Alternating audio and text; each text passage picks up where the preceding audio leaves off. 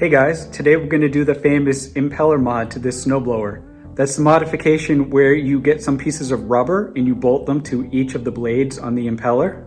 What that does is it prevents the snowblower from clogging when you're snowblowing wet, heavy snow. And it also helps the machine throw the snow further when you're doing regular snowblowing. I've done this to other machines before and it works really well. I only live about 5 miles from the ocean, so we get lots of wet, mixed type of snow in the winter. And the other snowblower I did this to, it has not clogged once since I did the modification. So it works really good and I highly recommend it. You can also do some searching on YouTube. You can find a lot of people who do this modification. I think everybody who's ever done it has loved the results. So what this process involves is removing the entire chute, and then you have to drill holes in the impeller blades. Then you cut out 3 rubber flaps. You get some stainless steel nuts and bolts and washers, and you bolt it all together. So what this modification actually does is the rubber flap fills in the gap between the impeller blade and the housing that the impeller spins inside of. Normally, snow and ice build up in there when you're snow blowing, and that restricts the flow of snow through the machine. So you do this modification and it will throw snow much further and it will never clog. All right, let's begin. When you do this modification, you have to put your hands way inside the dangerous augers. So make sure the spark plug is completely disconnected so there's no possible way this thing can start up while your hands are inside. This machine has 3 blades on its impeller. It's kind of hard to see. You can see 1, 2, 3. So we're gonna make 3 flaps, which means we need enough nuts and bolts for 3. So these are the nuts and bolts I bought at the hardware store. They're all stainless steel. You could probably get away with galvanized, but I wanted these ones to last forever, so I went with stainless steel. Now I wanted 1-inch diameter washers, but I could not find those in 5/16 diameter hole. So these ones are a little tight, and I'm actually gonna have to drill these out so that they'll fit on these bolts. A lot of people use strips of metal with holes in it instead of washers. My hardware store didn't have those in stainless and I didn't want to use galvanized, so I went with the washers instead. But I've used the strips on another machine and it looks like this. And in addition to the nuts and bolts, you of course need the rubber. Now, a lot of people say that any rubber will work. I bought some of these kits pre-assembled on eBay and the rubber crumbled very quickly. So somebody sent me this, which is a piece of old conveyor belt rubber and it's reinforced inside. And I put these in my primary snowblower and they've never had a problem. So I'm going to cut this up a little more and use that here. Other people have used mud flaps. I hear that a lot. So if you can find an old mud flap and cut it up, that should work. You don't want anything too soft because it's going to be constantly rubbing against the inside of the metal. And if it's too soft, it will start to crumble. So because I bought the wrong size washers, my first step is to drill out these holes. You won't normally have to do this if you buy the right size washers or if you use the strips of metal with holes in them.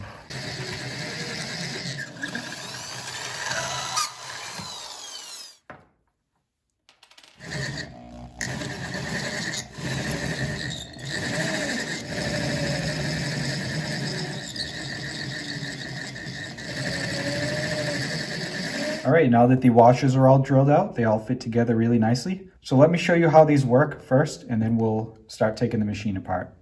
So let's pretend this piece of metal is the impeller blade, and let's pretend I've already cut this out. So this is gonna lay right on top of the blade, and I'm gonna have a hole drilled through both of them. And then the head of the bolt and the washer go through like this, and then it just bolts on at the bottom. So this is how it looks, except it's going through the rubber, not in front of it, because there'll be holes drilled. So the washer is there to help keep the rubber in place. You don't need a washer on the bottom because it's going through a solid piece of metal anyway. So it essentially is its own washer. So that's why you only need 1 nut, 1 bolt, and 1 washer. Times 2 because you need 2 for each impeller blade, times however many impeller blades you want. If your machine has 4 impeller blades, you could actually only do 2, just do them opposite each other. But I'd probably just do all 4 to make sure you're getting maximum snow throw. All right, so the next step here is to take the chute off entirely so we can get access down into the impeller from the outside. So every chute is going to be a little different. This one has 5 bolts you have to remove. So 1, 2, 3, and it's kind of hard to see, but 4 or 5 right there. So you take out those bolts and this entire chute lifts off, you do not have to undo these bolts and separate the top from the bottom. The whole thing can come off together.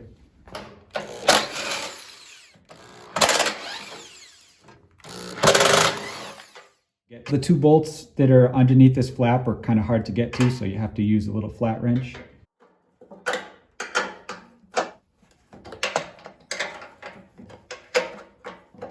So once those bolts are out, the whole thing just lifts right off. Just set it aside any way you can. Now you couldn't really see from that video, but this metal flap was under here and the plastic sat on top of it. So it's sort of a shield to make sure nothing gets jammed between the plastic and the metal housing. So this has to go back when we're done. All right, so looking down from where the chute would be, this is one of the 3 impellers. And you can see there's a huge gap right here where snow and ice just build up as the machine's running. So this rubber flap is gonna go all the way to the housing, and every time it goes around, it's scraping up all that extra packed in snow and throwing it out the chute. So what I like to do next, rather than eyeball it, I'm gonna get a little piece of cardboard or paper and make a template for the rubber. That'll make it easier for me to cut out the 3 identical flaps. This junk mail should do the trick. So I'm gonna mark it from the housing to this back piece here. And then I'm gonna mark it from this edge to where it bends. It should be about here. I'm gonna cut that out. All right, so this is what we have for a potential flap. I'm going to put the washers on it to make sure they fit well, and they do. So I'm gonna mark the circles where the washers are because the template is gonna have the spot where I'm gonna drill the holes. When you're setting it, make sure that the card is flush against the housing because that's the gap you're trying to fill in when you do this. Now there's one last thing you need to do. When you bolt this together, these bolts go in right here and here. So the head of the bolt actually is going to hit the flap just a tiny bit. So we need to nip the corners of this so it clears the bolts. It's kind of hard to see because it's dark, but right here and right here, the head of the bolt is rounded. That's what I'm going to try to trace out onto this card here and there. Now I'm going to trace the template onto the piece of rubber.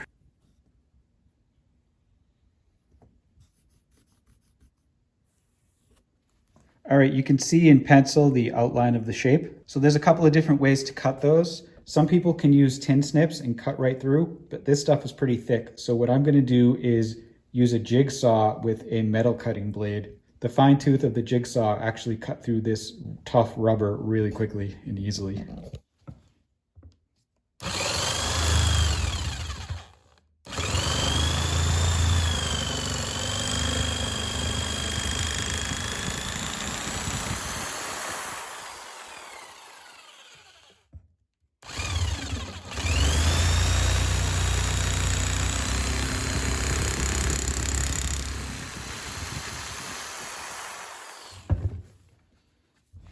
And I'm going to try to carefully use a knife to just clean off the edges a little bit.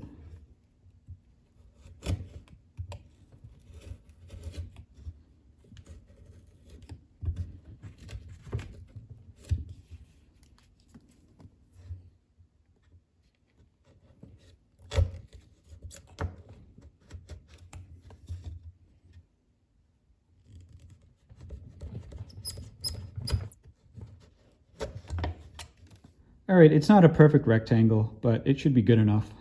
Now I'm going to mark where the holes need to go. It's hard to see, but there's actually holes in the template, so I'm not marking the template. I'm drawing right through that and marking on the rubber.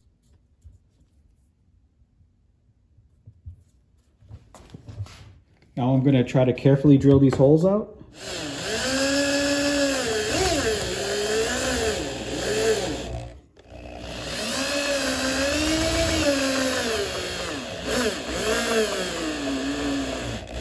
All right, now I'm going to test fit it together. The holes look a little small, but it's rubber, so it's stretched.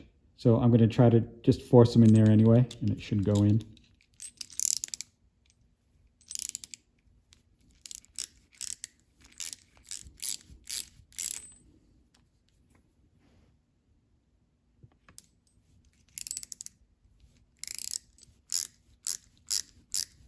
All right, I screwed them in there and they went in pretty good. They look a little crooked, but that's just because they're set in the rubber. Once they're set in the metal will hold everything in place properly. So now I'm going to take these out and I'm going to make 2 more of these flaps.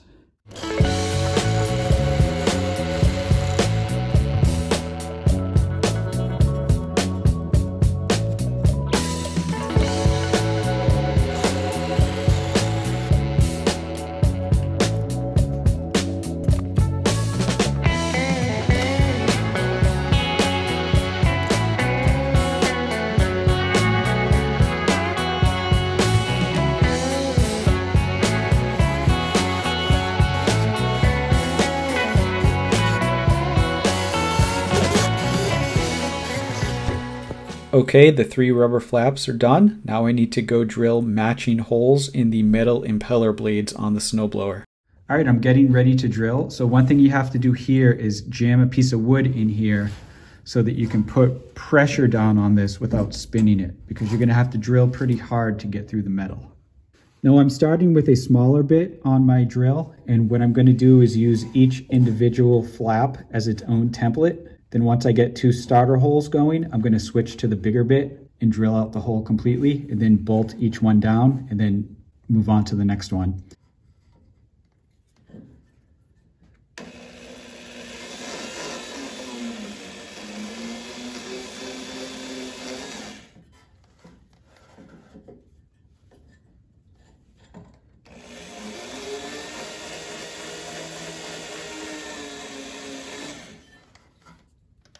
Alright, I just sprayed a little WD-40 on each hole to help the drill bit. Now I'm going to give it a go. Drilling holes through thick metal is a slow process, so I'm going to speed this part up a little bit.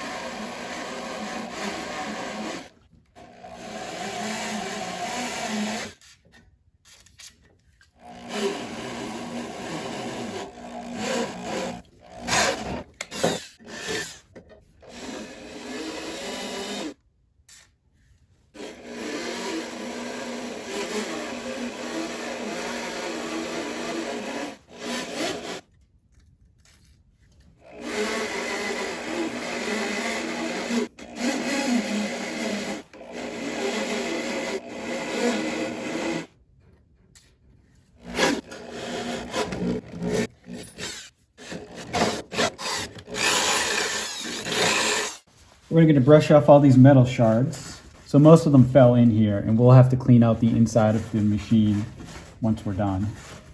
Now I'm going to assemble the first flap. I'm going to start by threading the bolts with the washer into the flap itself.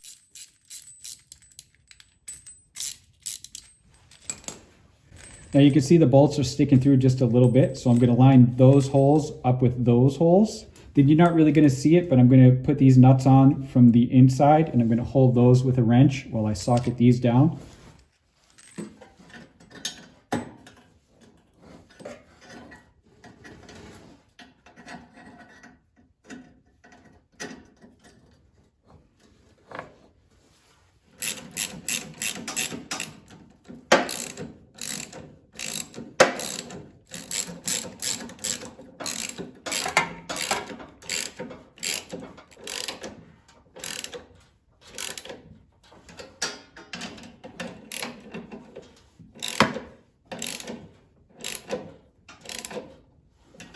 Alright, I bolted them down nice and tight, but hopefully not too tight. If you bolt them down too tight, eventually the rubber will start to split and crumble, so you want to get it just right. So it's hard to rotate the impeller right now because the rubber is pushing against it so hard, but once I'm done installing them all, I'm going to run the machine for a while and engage the augers, so the impeller will be spinning for a while, and that will wear in the rubber a little bit, and after that it should be nice and easy to rotate. Alright, now we're going to repeat that whole process again for the next impeller blade.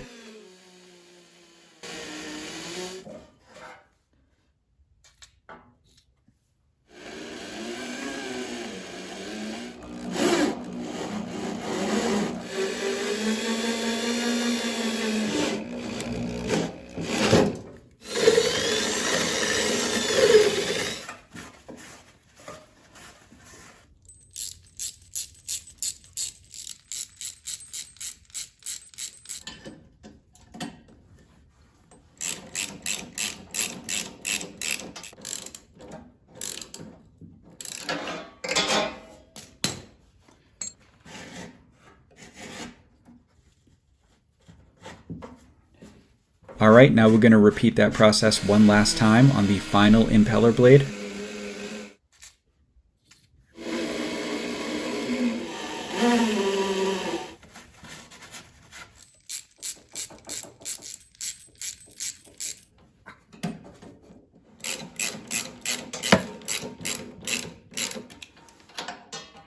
All right, now I'm going to spray the inside of the impeller housing with a little WD-40. It really needs to run to be worn in, and I can't really do that right now because it's 60 degrees and raining out, not snowing. So I'm going to spray a little bit of WD-40 in just so I can physically, manually spin the impeller around to finish the job.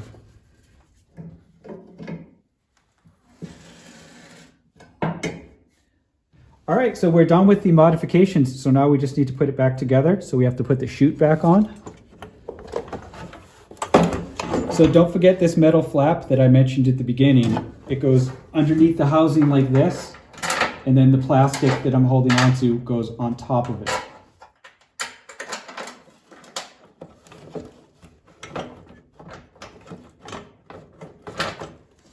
It's hard to see from this angle, but what I'm doing here is putting nuts on those first two bolts using a regular flat box wrench. These were the two nuts that didn't have a lot of space around them, so you can't fit a socket or an impact driver, so you have to use a regular flat box wrench.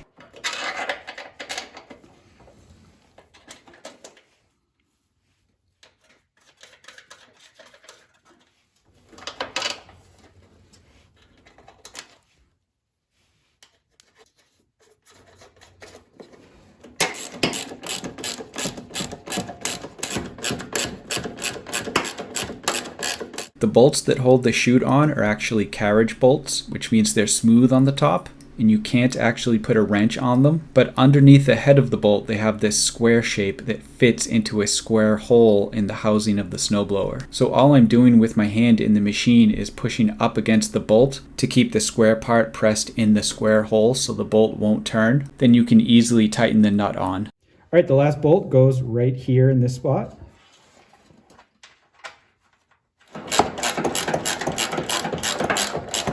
The nuts that hold the chute on are locking nuts, which means they have a little ring of nylon that help hold them in place so you don't have to tighten them too much. And you want to be careful how much you tighten them here because you're sandwiching the plastic of the chute between the metal housing of the machine and the nut itself. So you want it tight but not too tight. All right, that's it, all done. Now we just need to take this thing outside and fire it up and see how it goes.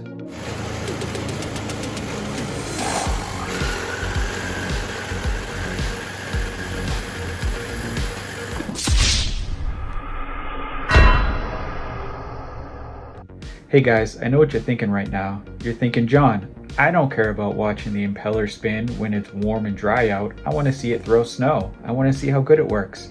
Well, unfortunately, that's not possible because in Massachusetts, it just doesn't snow anymore. We haven't had a significant snowstorm in about 3 years now. So here's what I can tell you. This is all I have to show you for now. I promise this modification does work. If you're watching this video and it's maybe 9 months old or more, check the comments. What I'm going to do is pin a video of me using this snowblower with this modification the next time it snows. That might be winter 2024-25, or it might be the winter after that. Who knows? But until then, thanks for watching. I'll see you later.